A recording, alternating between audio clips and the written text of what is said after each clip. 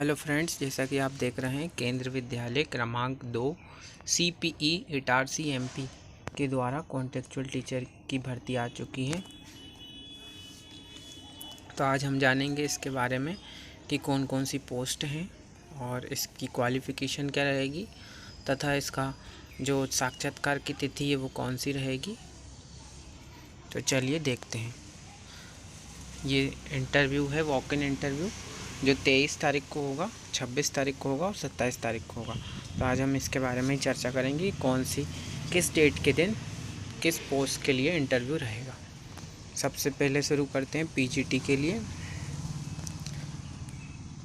जैसे कि ये लिखा है यहाँ PGT अंग्रेजी, हिंदी, गणित, भौतिकी, जीव विज्ञान, रसायन, कंप्यूटर विज्ञान, अर्थशास्त्र, कॉमर्स, इतिहास, राजनीति विज्ञान एवं भूगोल। ये पदनाम है। इसकी न्यूनतम जो योग्यता है, संबंधित विषय में 50% अंकों के साथ स्नातकोत्तर, 50% के साथ संबंधित जो विषय हैं उसके अंदर मास्टर डिग्री होना चाहिए एवं B.Ed कंप्यूटर विज्ञान के लिए BE BTech एवं B.Ed होना चाहिए स्नातकोत्तर के साथ, और कंप्यूटर के लिए BE और BTech होना चाहिए या फिर MSc कंप्यूटर साइंस होना चाहिए अथवा इसके समकक्ष होना चाहिए या MCA होना चाहिए, MCA। जो इसका इंटरव्यू रहेगा वो 23 तारीख को रहेगा। प्रातः 8 बजे से 10 बजे तक पंजीयन होगा। 23 तारीख के दिन ही पंजीयन होगा इसका। अब अगला है सेकंड, प्रशिक्षित स्नातक शिक्षक अंग्रेजी, हिंदी, गणित, विज्ञान, सामाजिक अध्ययन एवं संस्कृत। इसकी जो न्यूनतम योग्यता है वो है संबंधित विषय में एग्रीगेट में 50% अंकों के साथ स्नातक एवं B.Ed CTET पास को वरीयता, मतलब जिसके पास CTET पास रहेगा उसको प्राथमिकता दी जाएगी और 50% अंकों के साथ स्नातक डिग्री पास होना चाहिए। सामाजिक अध्ययन के लिए इतिहास, भूगोल, अर्थशास्त्र एवं राजनीति शास्त्र में से कोई 2 विषय जिसमें इतिहास या भूगोल अनिवार्य हो। सामाजिक अध्ययन के लिए क्या होना चाहिए? इतिहास होना चाहिए या भूगोल होना चाहिए। अर्थशास्त्र एवं राजनीति में से कोई 2 विषय होना चाहिए जिसमें इतिहास या भूगोल अनिवार्य है। इतिहास और भूगोल तो होना ही चाहिए, अनिवार्य है। इसका पंजीयन भी 8 बजे से 10 बजे तक होगा। 23 तारीख के दिन ही रहेगा इसका इंटरव्यू भी। अब अगला देखते हैं प्राथमिक शिक्षक। 50% अंक के साथ हायर सेकेंडरी एवं B.Ed D.Ed JBT B.Ed या समकक्ष CTET पास को वरीयता। इसमें वही लिखा है कि B.Ed होना चाहिए या D.Ed होना चाहिए या JBT होना चाहिए या B.Ed या समकक्ष। CTET पास वालों को वरीयता यानी प्राथमिकता दी जाएगी। 50% अंक होना चाहिए और हायर सेकेंडरी के अंदर, ठीक है। और इसका इंटरव्यू रहेगा 26 तारीख के दिन। पंजीयन का समय प्रातः 8 बजे से 10 बजे तक, इसका भी वही समय है। अब आगे चलते हैं।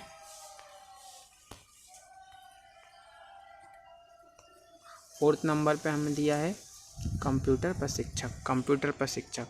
PGDCA होना चाहिए अथवा BCA होना चाहिए अथवा समकक्ष, ठीक है। कंप्यूटर प्रशिक्षक के लिए PGDCA होना चाहिए। 26 तारीख को ही रहेगा इसका इंटरव्यू भी, और रजिस्ट्रेशन का समय वही 8 बजे से 10 बजे तक का रहेगा। आगे देखते हैं। आगे दिया है स्पेशल एजुकेटर की भर्ती।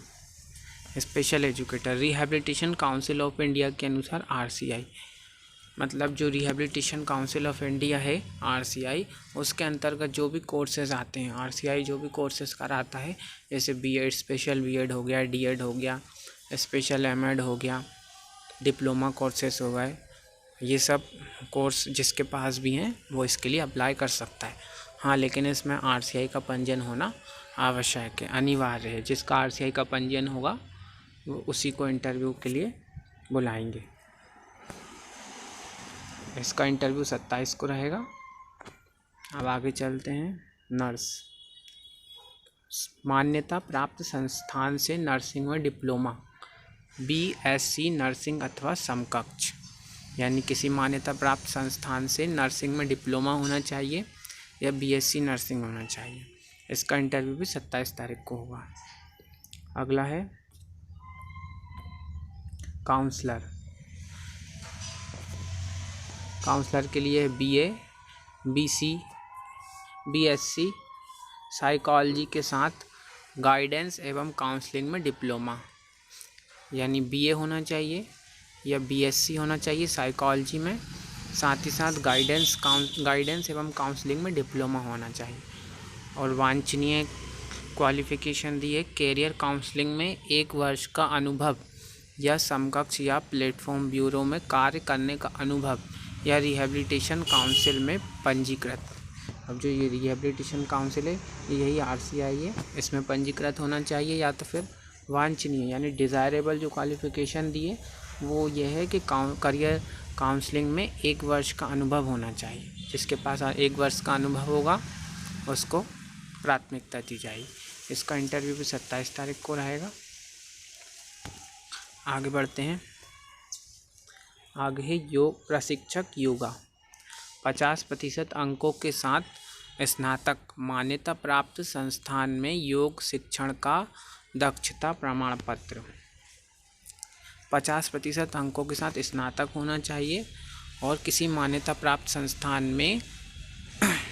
संस्थान से योग शिक्षण का दक्षता प्रमाण पत्र होना चाहिए। ठीक है, अगर आपके पास स्नातक है 50% के साथ और किसी संस्थान मान्यता प्राप्त संस्थान से के द्वारा आपने कोई प्रमाण पत्र कोर्स किया हुआ है योगा में, तो आप इसके लिए अप्लाई कर सकते हैं। इसका इंटरव्यू भी 27 तारीख को।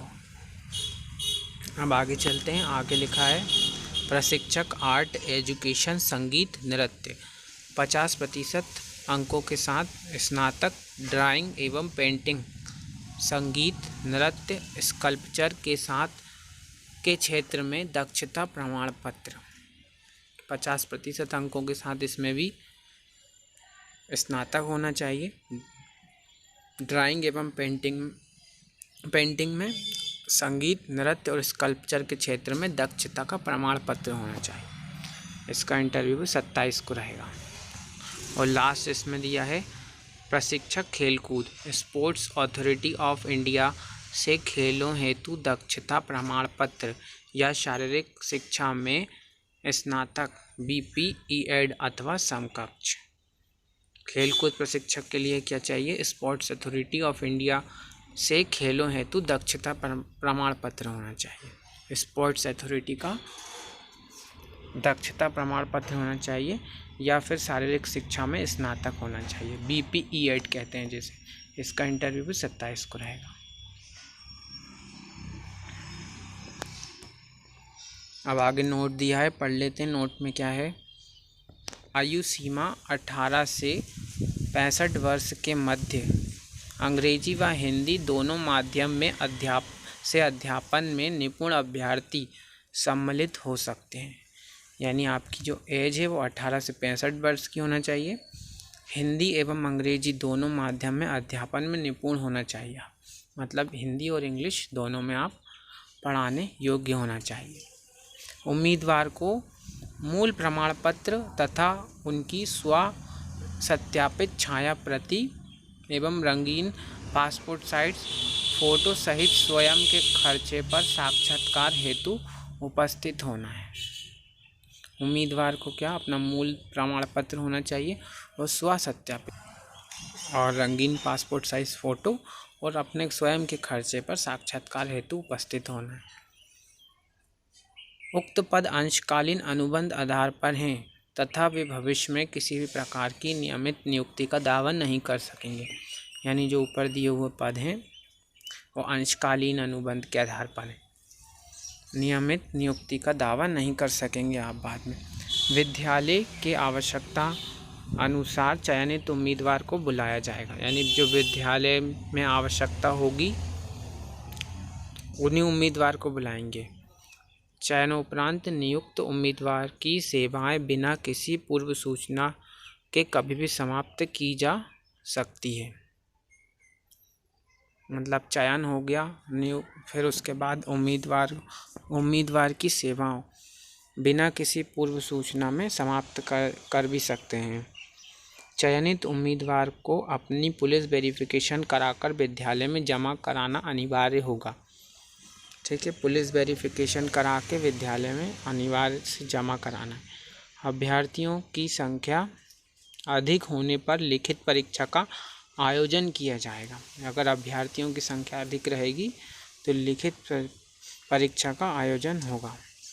प्रत्येक अभ्यर्थी को सत्यापन हेतु सभी वर्षों सेमेस्टर की मूल अंक सूची, उनकी छायाप्रति का एक सेट साथ लाना होगा। सभी अभ्यर्थी को सत्यापन के लिए अपने जो सेमेस्टर या वर्षों की जो भी मूल अंकों की मार्कशीट रहेगी ना, उसकी छायाप्रति का एक सेट लाना होगा। परीक्षा परिणाम प्रतीक्षारत अभ्यर्थी आवेदन ना करें। यानी जिसका अभी तक परीक्षा का परिणाम नहीं आया है वो अभी आवेदन नहीं कर सकेंगे। अभ्यर्थी साक्षात्कार हेतु आने से पूर्व यह सुनिश्चित कर लें कि वे संबंधित पद हेतु आवश्यक अर्हता रखते हैं।